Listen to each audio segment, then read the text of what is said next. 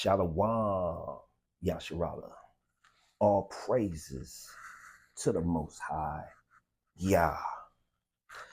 So I'm on the road right now. I'm actually right now in Atlanta. I'm about to go to North Carolina and go to some different cities. I'm building out with a variety of different people, and I'm also on the road doing some work. Hopefully I'll be able to connect with some folks in some of these different places. I'll be doing some poetry, music, a variety of different things while I'm out of town. If I'm in your area, holla at your boy, and I'll make sure to try to connect with you while I'm in your area.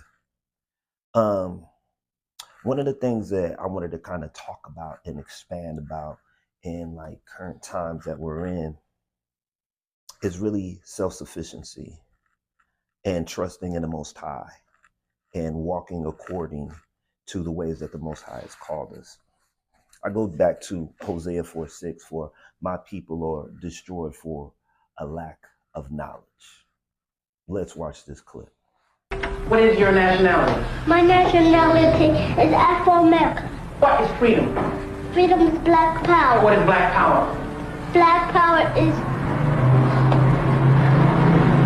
Do you know what black power is? No. Well, then you should never make any statements if you don't know what they mean.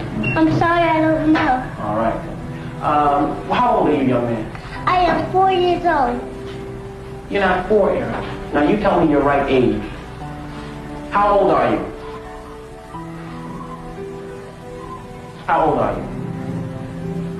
I am 4 years old.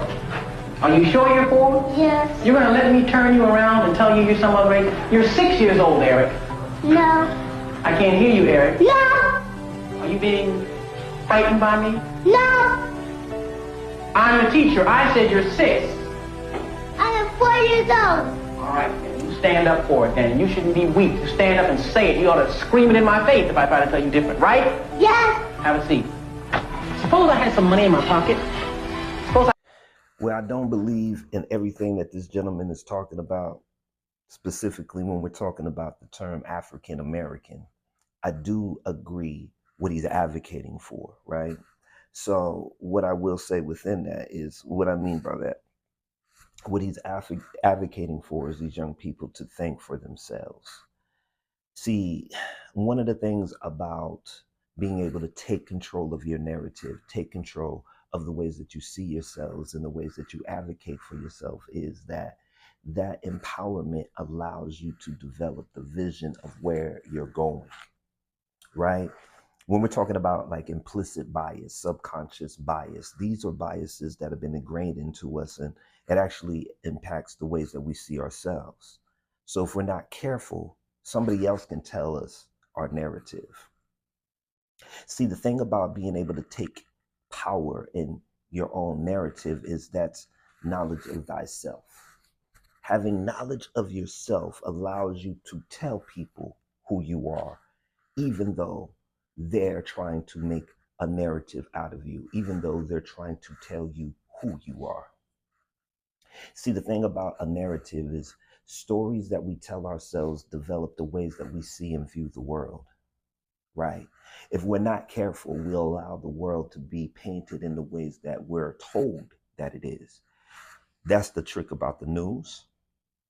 When we're talking about the news and the things that they say on the news, that's really fear mongering, right? When we're talking about fear being put into the ethos of the world, that's fear mongering, right? That fear gives you a skew of the ways that the world looks and the ways that they want you to see the world. Yeah, there's wars and rumors of wars, and there's all these things coming in, but that goes into your faith, right? See, the thing about faith is the substance of things hoped for, the evidence of things not seen, meaning that your faith in the Most High, Yahuwah, allows you to walk according to what the Most High has already promised to you.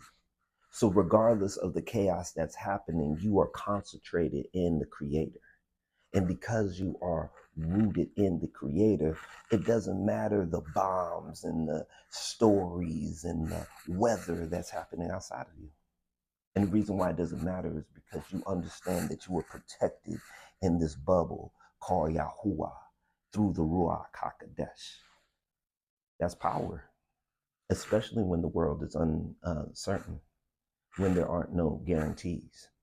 Even recently, I'm gonna tell you straight up, when we came out here, I'm right now in, I left Atlanta. Right now, I'm in North Carolina. So I'm going to be moving around, just like I said. When we came out here, man, we hit a storm of situations that couldn't get into the hotel room for like 6 hours. There were guarantees and promises that were supposed to be upheld that didn't go through. And, yeah, you know. But I knew it was going to get taken care of. I wasn't under the interpretation of anything less than what the Creator had already promised. He wanted me out here. He flew me out here. Everything lined up in the ways that it was supposed to be. So I had no question if we were going to get in the hotel room. So when things was going chaotic, I sent a text out to the people who got us out here, and I went to sleep in the car. By the time I woke back up, we were in here. So like it's walking in faith and understanding who Yahuwah is, understanding who the Creator is, being consecrated in that faith on a regular basis in the ways that we move and we operate. And you know, fear is something that all of us have. It's not a matter if you are scared or if you're not scared. It really comes down to what you do within that fear, right? If you allow fear to overtake your reality in the ways that you see the world, then that fear will be the ruler in the ways that you move and operate within the world.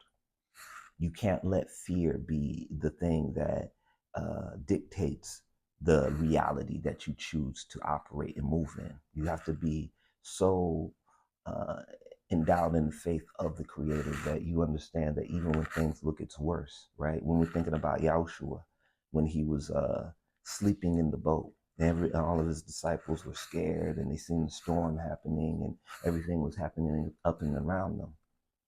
He was sleeping. He was like, man, what are y'all tripping about? And he told the storm to calm. And when he told the storm to calm, what did it do? It calmed down. And he let him know. He's like, man, who do you think I am? What do you think this is?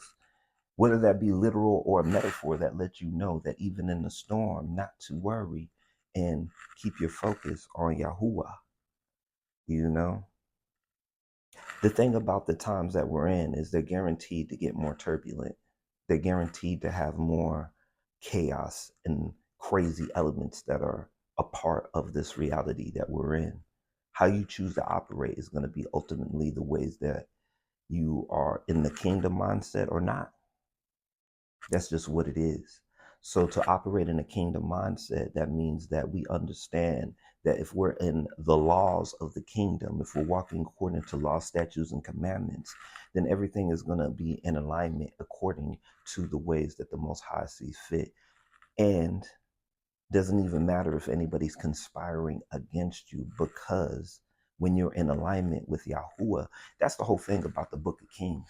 That's one of the things that, and I've been really getting into the Book of Kings in the Book of Chronicles. And the thing that you'll learn in those books that I found the most out of them, the greatest source of information in them, is you see good kings and you see bad kings, right? You see the righteous kings in the ways that they made the children of Yeshriel abundant.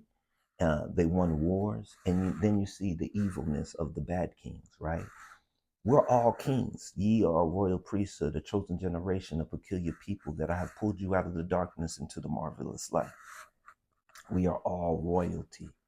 We all have responsibilities as royalty to be either righteous or to be evil. That's your choice. You draw the line in the sand and decide where you want to be within that line, right?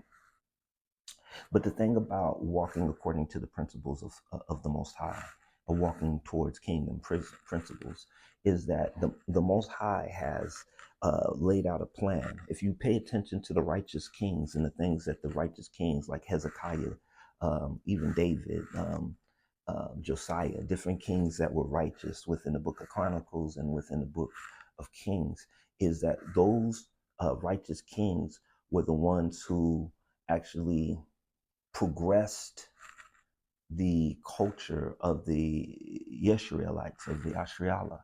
So when they were walking righteous, they influenced that. But you also notice that the bad kings left um, left remnants, and they left trash from their bad deeds that some of the children of Yeshriel took on, like the worshiping of idols and all of these different things that actually, when you look in the Book of Chronicles and you look into Kings, you see the impacts long term on what that did to them, right?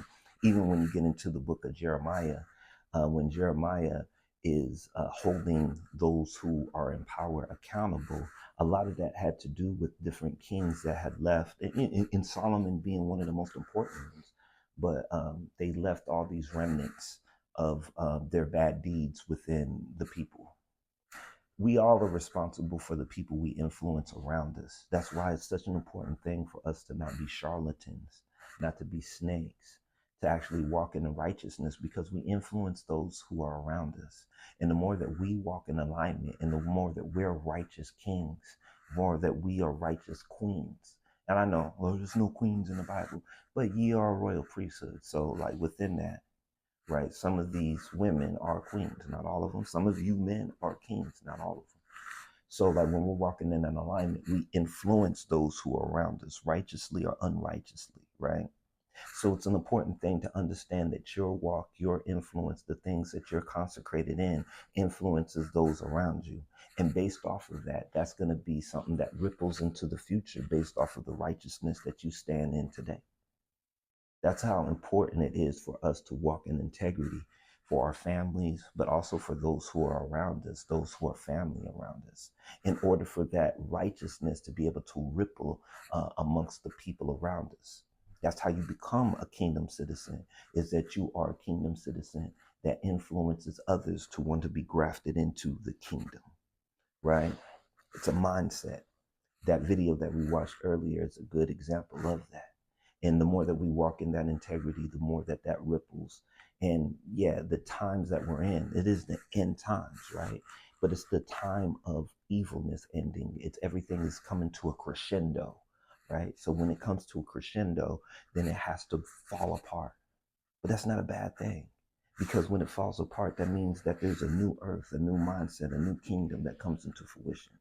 And that's what we're striving for, right? We're striving to influence one another to be more righteous and to walk in the integrity of the Creator. And the only ways that we can do that is to be the example of who and what He has called us to in our own moments. All praises to the Most High Yah. Shalom. Bless.